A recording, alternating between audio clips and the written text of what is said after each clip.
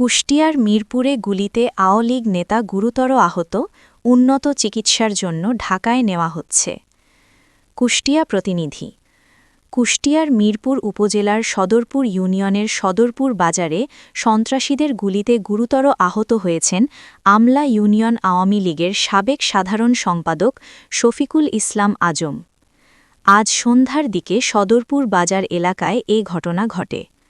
প্রত্যক্ষদর্শীরা জানান, শফিকুল ইসলাম আজম বাজারে অবস্থানকালে হঠাৎ করে একদল দুর্বৃত্ত তাকে লক্ষ্য করে গুলি ছোড়ে। এতে তিনি গুরুতর আহত হয়ে মাটিতে লুটিয়ে পড়েন। পরে স্থানীয়রা দ্রুত তাকে উদ্ধার করে প্রথমে স্থানীয় হাসপাতালে নিয়ে যান। অবস্থার অবনতি হলে উন্নত চিকিৎসার জন্য তাকে ঢাকায় পাঠানো হচ্ছে বলে জানা গেছে।